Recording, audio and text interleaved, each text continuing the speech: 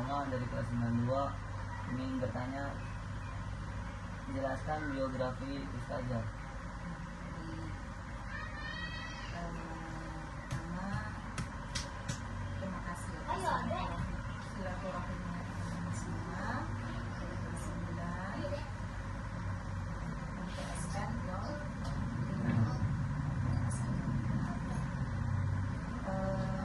biografi saya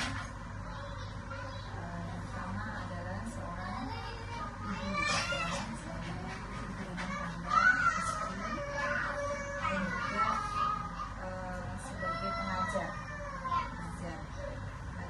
di beberapa tempat, antaranya Bunda nama Karina Zahra, ya, STHI, MSI, sekarang ngajar di lembaga pendidikan sendiri yang Al-Ridis dan Insan Qurani, mengajarkan anak-anak mengaji, juga mengajar para ibu-ibu juga.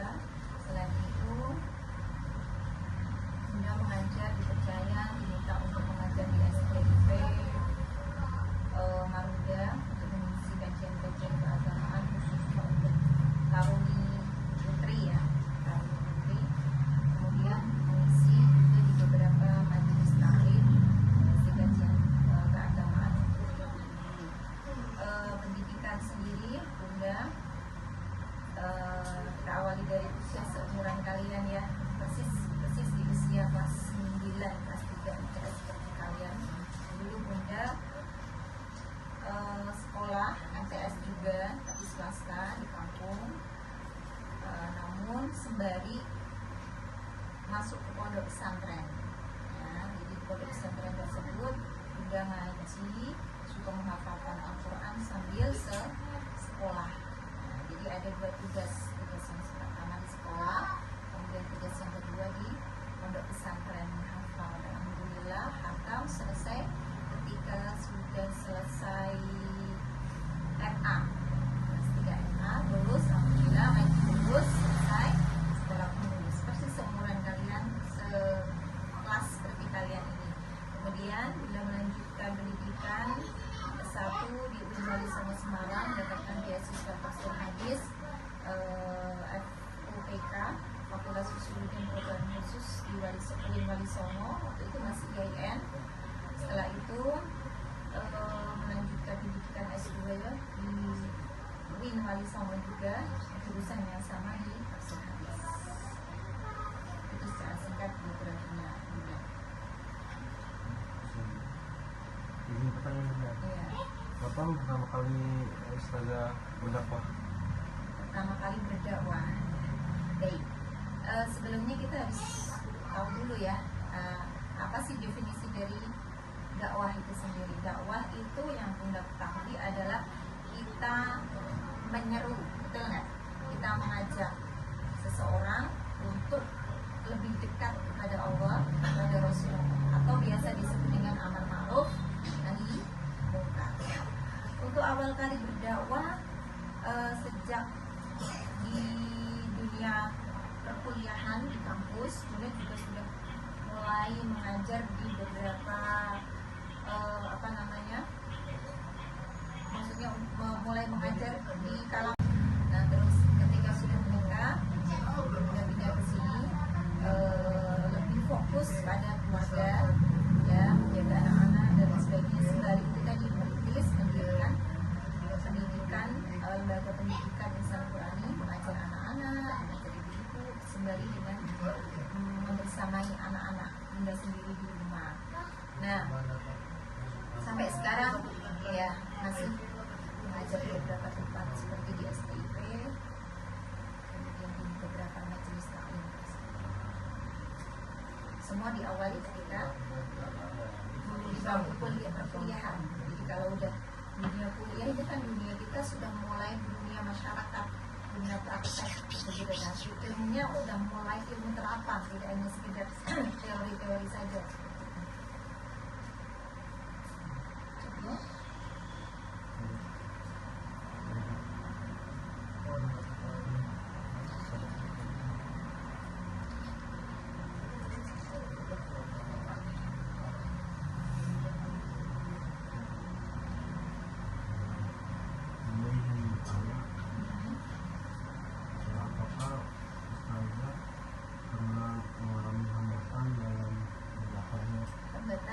berdakwah.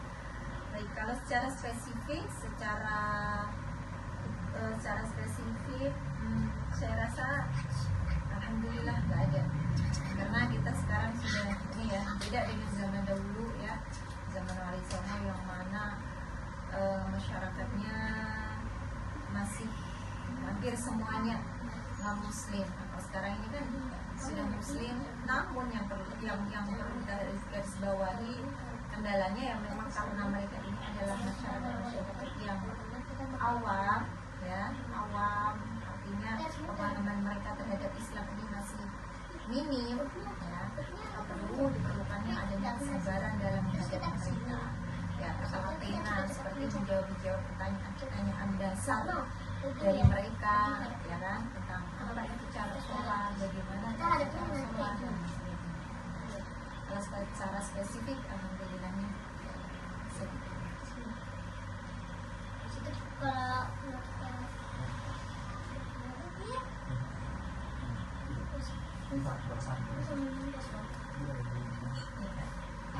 Dalam dakwah ustazah mengikuti ajaran Wali Songo.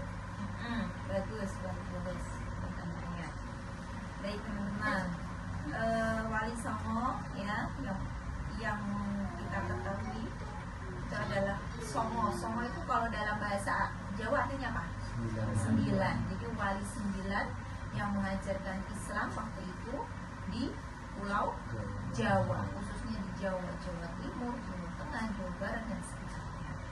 Nah, ajaran-ajaran Wali Songo yang seperti kita ketahui ya, di antaranya siapa aja? Sunan Kalijogo, Sunan Muria, Sunan Ampel, Sunan. Jadi masyarakat menyebut Wali Songo pada zaman itu adalah dengan sebutan Sunan, artinya orang yang terhormat. Mungkin kalau sekarang Kiai seperti itu, kalau dulu sebenarnya Sunan. Sunan Kalijogo, Sunan Ampel, Sunan Muria, Sunan Kudus, Sunan mana namanya, Bonang, Sunan ini Gunung Jati ya, Sunan Gunung Jati. Nah itu diantaranya. Mereka beliau berdakwah dengan cara damai, dengan cara lemah lembut ya, atau bisa dikatakan masuk ke sosial budaya masyarakat waktu itu. Itu adalah konsep berdakwah yang dipraktekkan oleh Wali Songo pada waktu itu. Seperti halnya Sunan Kalijogo terkenal dengan cara berdakwahnya apa? Namun ada satu hal teman-teman yang perlu digarisbawahi. Hal ini adalah hal yang pertama. Dalam berdakwah kita itu harus kalau Bunda sendiri berpegang pada firman Allah, kabura maqtan indallahi an taqulu ma la taf'alun. Kabura maqtan itu sangat dibenci. Nah, kamu itu an taqulu, kamu mengucapkan, kamu memerintahkan ya, malah taf'alun, kemudian kamu tidak melakukannya. Jadi kita nyuruh orang nih salat ya, kita ada orang suruh mengerjakan kebaikan ya, tapi kita sendiri nih tidak melakukannya. Nah, itu harus kita hindari. Maka apa yang penting dalam berdakwah? Yang pertama adalah uswatun hasanah, suri kalau teladan yang baik, suri teladan yang baik. Ketika kita mau mengajak orang lain, nah itu secara langsung ya, kita berarti mengajak diri kita sendiri, mengingatkan diri kita sendiri sebagai alarm ya, bahwa kamu nih harus bisa melakukan apa yang kamu suruh. Kamu harus ingat kembali apa yang kamu suruh pada orang lain. Itu faktor utama. Jadi selain kesabaran, selain apa tadi, ketelatenan ya, dalam kunci kesuksesan berdakwah. Apa tadi, uswatun hasanah. Kita berpegang pada firman Allah supaya kita tidak dianggap orang yang takabur. Takabur itu bukan sekedar sombong saja. Kabur maqtan itu adalah bisa diartikan takabur, bisa diartikan hal yang tidak disukai atau hal yang dibenci. Maka kita harus bisa melakukan sesuatu sesuai dengan apa yang kita ucapkan. Artinya menjadi uswatun hasanah